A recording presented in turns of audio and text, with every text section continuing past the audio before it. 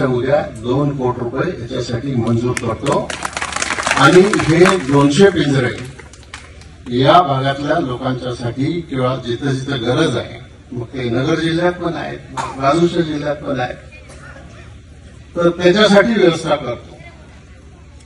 आणि खरा याच्यावर उपाय एक आहे की नुसते पिंजरे लावले आणि बिबट्या सापडला तो सोडून दिला म्हणजे तो गेला असं नाही, तो परत येणार.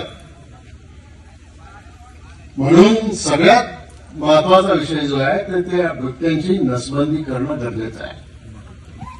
आणि ही नसबंदी झाल्याशिवाय आजच्या कायद्यामध्ये बिबट्यांची नसबंदी करण्याची तरतूद नाही.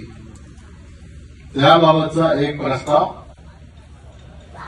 केंद्र सरकारकडे गेलेला आहे. खरं तर भीमाशंकर कारखान्याच्या माध्यमातून आपण हायकोर्टामध्ये एक याचिका सुद्धा दाखल केलेली आहे की या बिबट्यांची नसबंदी करण्यासाठी तुम्ही सरकारला आदेश द्या, कायद्यात दुरुस्ती करायचे आदेश द्या, परंतु ती केस काही अजून बोर्डावर येत नाही. आणि मग शेवटचा उपाय म्हणजे मग मी अजितदादांशी बोललो.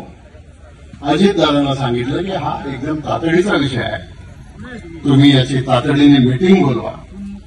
उद्याच्या मंगळवारी त्यांनी याची मीटिंग बोलावलेली पुण्यामध्ये आणि या बिबट्यांच्या प्रश्नावर कायमस्वरूपी कसा मार्ग काढता येईल, केंद्राकडे आपला गेलेला प्रस्ताव कसा मंजूर करून घेता येईल, हे काम आपल्याला त्या ठिकाणी करायचं आणि त्याच्यासाठी आम्ही प्रयत्नशील आहोत. एवढंच आपल्या सगळ्यांच्या माहितीसाठी या ठिकाणी सांगतो.